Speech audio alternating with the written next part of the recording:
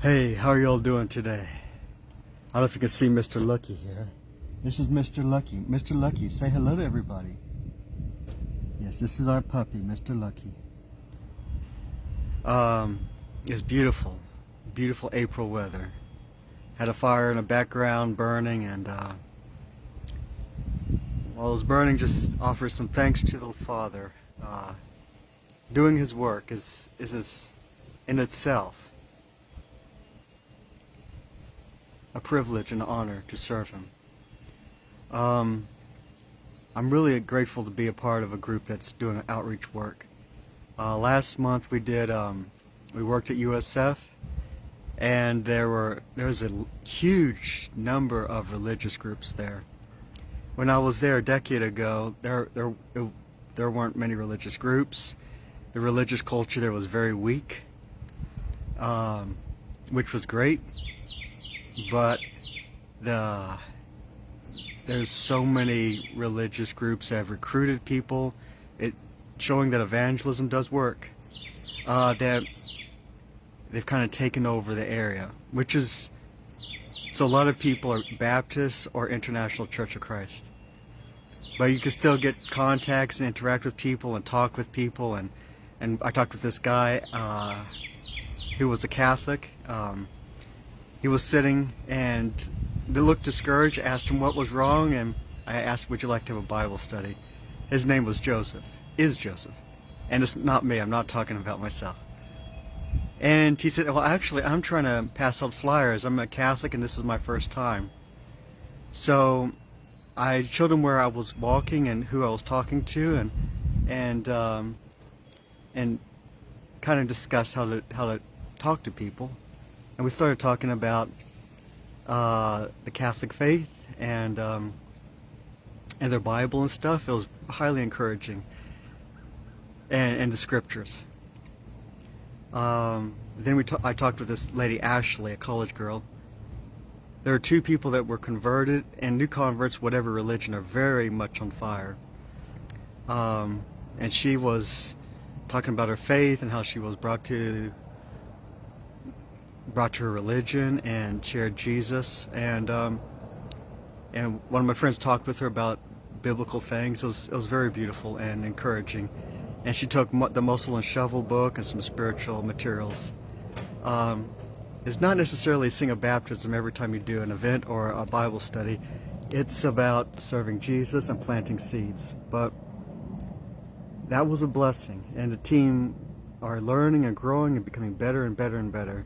And we also did college evangelism, which you rent a vendor booth gym evangelism. In a gym, Crunch Gym, and people pass by and you can invite them to sign up for Bible studies, give them DVDs on different soul-saving subjects, and pass out spiritual materials that can change their lives. Some of the best people that came to the Lord had seeds already planted in themselves by other people long before I met them. So the reason that event evangelism is wonderful is simply this: it gets people used to interacting with others, sharing Jesus, inviting people to church or Bible studies, or sharing spiritual content. And if you can do that in an event environment, you will be more easily able to do that in your life. To your neighbor, to your coworker, to your friend, to somebody at the grocery store, when you're checking out, to the cash register lady. So basically, it helps you more easily transition to lifestyle friendship evangelism, which is more powerful by far. You can do one event or two events, or even more events a year. That's not as effective as doing one or two or three events a month. But if you're doing lifestyle evangelism every day, you're looking for opportunities, you're praying for opportunities, and when you see an opportunity, you just share a card or give an invite, or you talk to somebody about spiritual things. So the beautiful thing about what we're doing with event evangelism is it's preparing people not just to learn how to do events, which they're learning and they're becoming comfortable with. And it's amazing how exceptional they are at this stuff they're doing.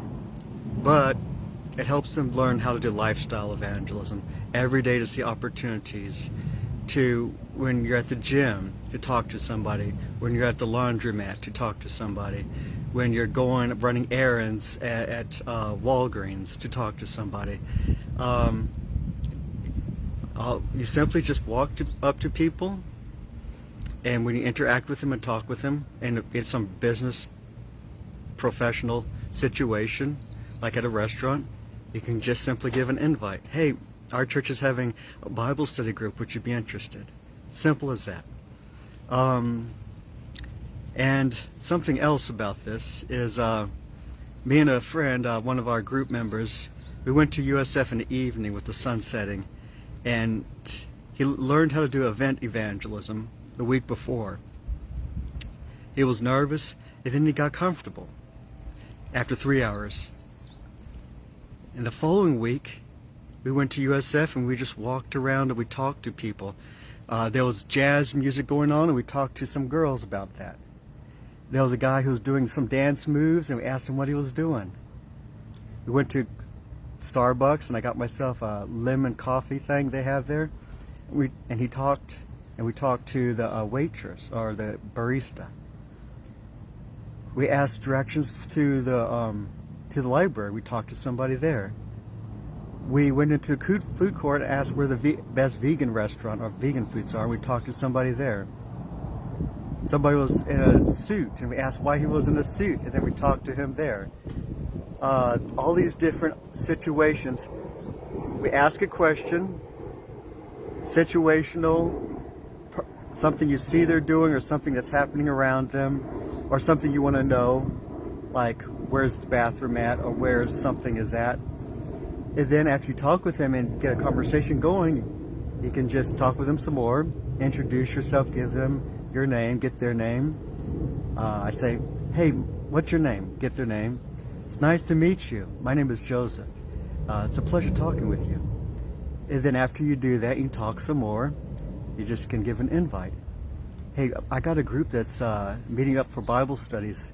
You seem like a spiritual person. If there's any spiritual things you're talking with them about, you can mention that. Or you can just introduce, give your name, and just simply give an invite.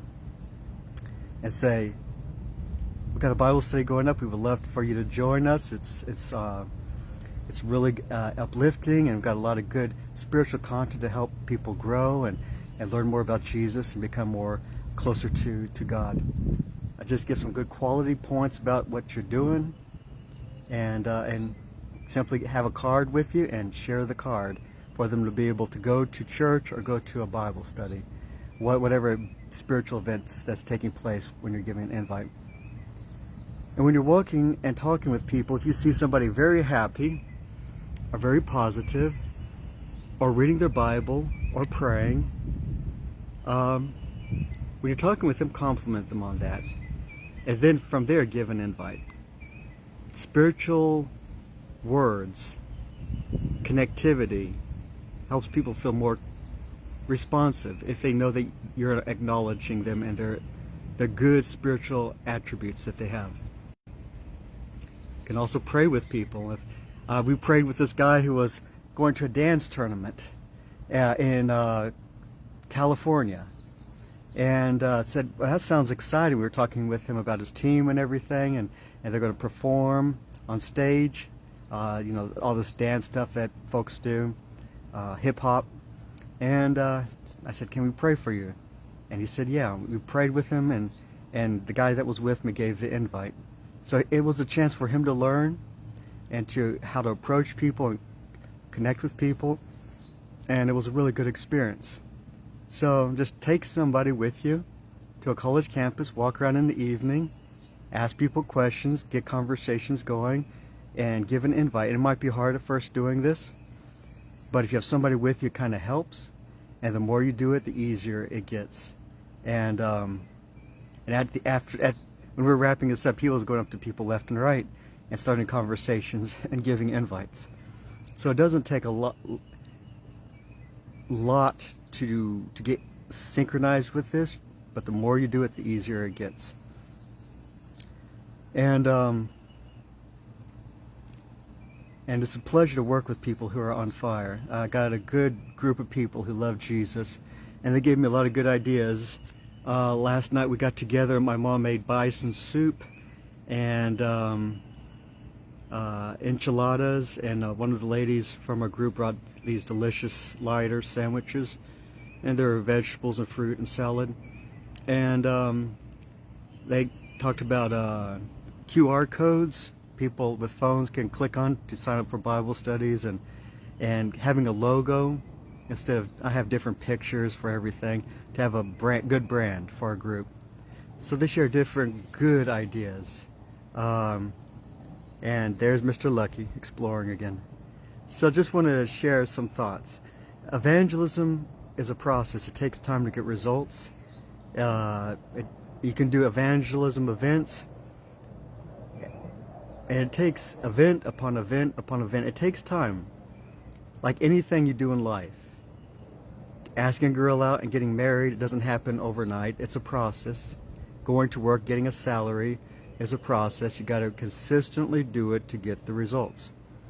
Going on a diet, going to the gym to lose weight and gain muscle is a process. You got to consistently do it to get results. Evangelism is no different. Sometimes lightning strikes the first time or the second time, but usually you have to consistently do the work to get the results. There's 4 P's for evangelism. There's prayer. You begin it with prayer, you end it with prayer, you believe that God's in charge, that providence will give you provisions, and you continually pray for that. And in prayer, you have prayerful planning. You pray about things, you pray about your plans, you pray God to bless it and to give you guidance in it, and to send people, experience, resources, whatever you need to help you grow in your work. You pray for those things as well. So prayer is the first thing. The second thing is perseverance. When it comes to evangelism, you got to consistently do it. You don't do it once a year or 3 times a year. Now, nothing wrong with churches doing it once or 3 times a year, but I'm saying as a culture, as a person, you need to do it consistently to get results. It can't just be it has to be more than just that. The church can do it a handful of times, that's fine, but as a church member, and other members need to be encouraged to do this as well, as to actively be sharing Jesus. Events, nothing wrong with doing church events, I'm not saying that. But as a member, as a Christian, you need to be persistent. You need to persevere and regularly make evangelism a part of your life. Jesus didn't do it once a year, he consistently did it all the time. The Gospels share that. The book of Acts, the book of Actions show that the disciples and apostles did that as well. So persistence, persevere. In season and out of season, preach the word. In winter, summer, spring, and fall, regularly share Jesus. And the more you do that, the easier it gets where you're doing it weekly, and then the more easier it gets till you're doing it daily.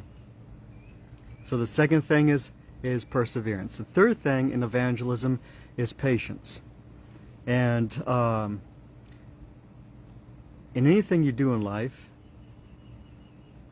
it requires patience. Whether you're trying to lose weight or get an education or get into a relationship and get married and have a family, it requires patience, does it not? Every secular activity requires patience. Well, why should spiritual activities be any different?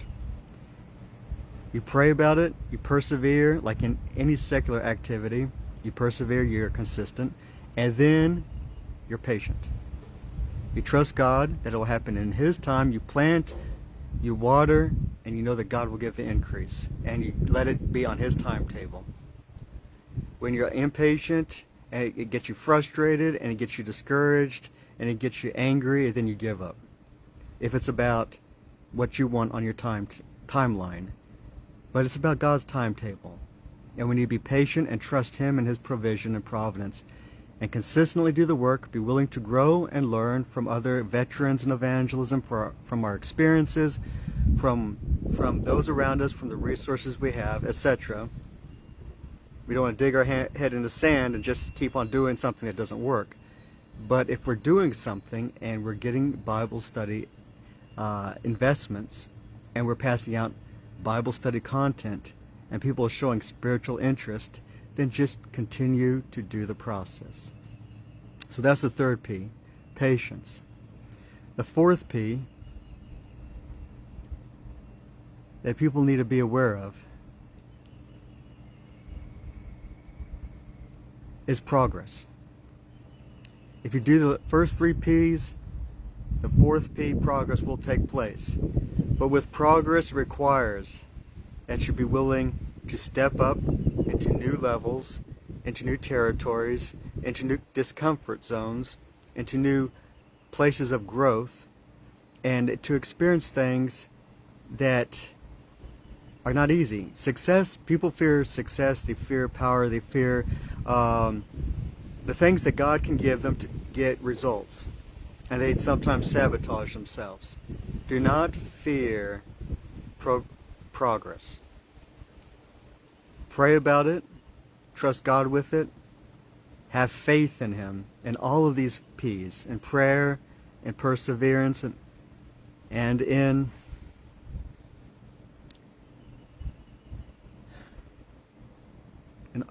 everything you go through.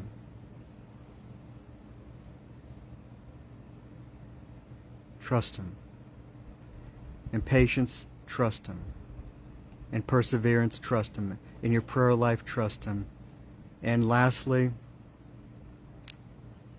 trust Him with your progress. He's in charge. He will help you handle the new loads, the new responsibilities, the new converts, the new church growth, the new things that are required of you, the new people that need to be mentored or who can mentor you. Trust Him with that. Begin your work with prayer, end your work with prayer, begin your day with prayer, end your day with prayer. Even fasting is powerful, and Bible study, and songs of praise, listening to them and singing to Him. These things help feed your spirit and your soul. I just wanted to share these things with you. It's so wonderful to be working with this group. It's not easy doing this work sometimes, but the more you do it, the easier it gets. The rejection level gets easier until you get thick skin. Doing all these things, it's hard at first till you do it again and again, then it gets easier and easier and easier, and it becomes more natural.